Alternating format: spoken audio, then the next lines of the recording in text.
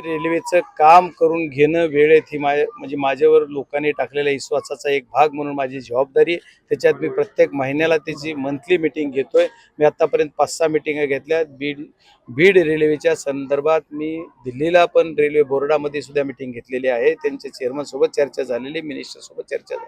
या सर्वच्या बाबतीत आपण बीडपर्यंत आता रेल्वेची हाय स्पीडली चाचणी केलेली आहे. त्याच्यामध्ये फक्त ते सिग्नल्स काही ठिकाणी लावायचे राहिलेत आणि जी रेल्वे चालवायला लाईट लागणार आहे त्या लाईटचं सबस्टेशन जी तुमच्या आष्टीला होते त्या सबस्टेशनला जे 22 टावर लागणार त्याच्यातले 11 टावर उभं राहिलेले आहेत आणि 11 टावरचं इरेक्शन चालू आहे. त्याच्यामुळे ते जवळपास 1 महिन्याच्या आत होईल असा अंदाज आहे. 1 महिन्यात जर ते झालं तर मे जूनपर्यंत बीडपर्यंत तरी रेल्वे चालू होईल आणि त्याच्यानंतर आता परत स्लो चाचणी म्हणजे प्राथमिक चाचणी जी असते ती सुद्धा आपण वडवणीपर्यंत केलेली आहे आणि पुढच्या महिन्यापर्यंत म्हणजे जोपर्यंत रेल्वे चालू होईल तोपर्यंत ती शिरसाळेपर्यंतची चाचणी पूर्ण होईल आणि हाय स्पीडली वडवणीपर्यंत कशी करता येईल त्याच्यात काही ओव्हरब्रिज आहेत किंवा अंडरब्रिज आहेत असे काही ब्रिजेसचे कामं राहिलेले थोडेफार ते होत राहतील.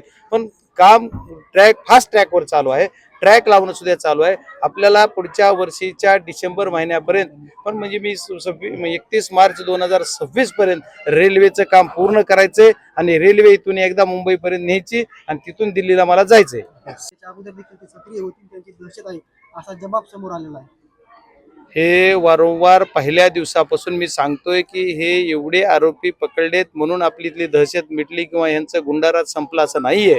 यांचं गुंडारा ज्यांचे पाळमुळं खूप खोलवर आहेत. याला कुणाची राजकीय पाठिंबा आहे का, हे कशाच्या जीवावर करतात आणि या जिल्ह्यामध्ये एवढी दहशत निर्माण करतात. यांना जर तुम्हाला सर्वांना यांचे पाळमुळं खोडून काढायचे असतील तर या सर्वांना अटक झाली पाहिजे, सर्वांवर कारवाई झाली पाहिजे, हुडकू केले पाहिजेत म्हणतो मी. बरेच विषय आहेत आणखी बोलायसारखे विषय आणखी एकदा प्रेस घेऊन मी 1-2 दिवसात घेणार आहे. त्याच्यात मी बरेच विषय खुलासे करणार आहे. मला काही गोष्टीवर बोलायचंय पण आता ठीक आहे जे आहे ते. पण या गोष्टीचं कुणीही म्हणजे गांभीर्यानं घेतलं नाही तर आपल्याला कुठेही अडचण येऊ शकते. अशा पद्धतीने बीड जिल्ह्यामध्ये यांचे पाळमुळे आहे. का करू नये त्यांनी मागणी?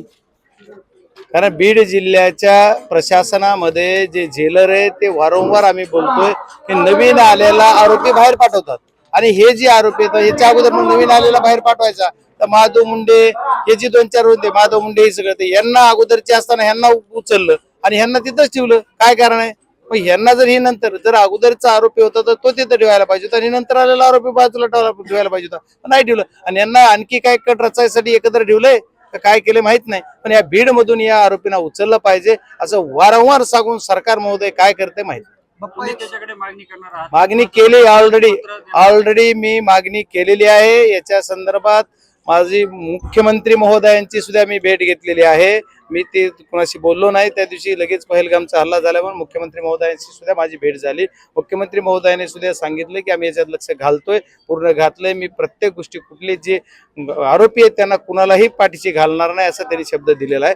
असं वारंवार त्यांनी दिलेला आहे. आता ते प्रत्यक्षरित्या काय करतील माहित नाही. पहलगाम हल्ला जो आपल्या टेरेस्ट लोकांनी टुरिस्ट लोकांवर केला हा खऱ्या अर्थानं आपल्या लोकशाहीमध्ये आपण सगळेजण खुल्याम सगळ्या देशात कुठेही फिरू शकतो. पण ही बाहेरच्या देशानं जी एक आपल्याला टेररिस्ट आपल्यावर अतिक्रमण करतात ह्या भ्याड हल्ल्याचं कुणीही समर्थन करणार नाही. सर्वजण याच्या विरोधातच असतो.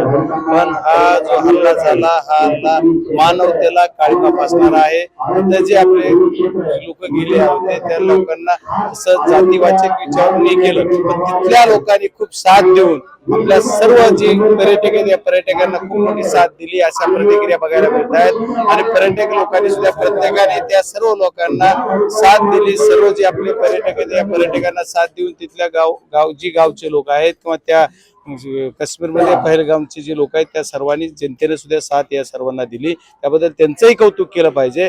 जे आता जे टेररिस्ट आहेत यांचं तर कोणी कौतुक करणार नाही. हे ह्या लोकांना तर म्हणजे सापडू गव्हर्नमेंटनं मारलं पाहिजे. आणि याला आपण जर कुणी याला परकीय देश कुणी जर त्यांना साथ द्यायचा असेल तर त्याच्यावर सुद्धा कठोर कारवाई केली पाहिजे. त्या देशाच्या विरुद्ध सुद्धा ऍक्शन गव्हर्नमेंटने घेतली पाहिजे. आणि या सर्व प्रकारामध्ये म्हणजे आपल्या सरकार म्हणून कुणी कुठल्या जरी पक्षाचं असलं तरी सर्व पक्षाच्या लोकांनी या गोष्टीसाठी सरकारसोबत राहिलं पाहिजे. मी पण सरकारसोबत म्हणजे आमच्या पक्षाचं सुद्धा समर्थन सरकारला या बाजूत आहे. देश विदेशातील प्रत्येक घडामोडींचे लाईव्ह अपडेट मिळवण्यासाठी आता साम टीव्हीच्या सर्व सोशल मीडिया प्लॅटफॉर्मला लाईक, फॉलो आणि सबस्क्राईब करा. तसंच सर्व नोटिफिकेशनसाठी बेल आयकॉन प्रेस करायला विसरू नका.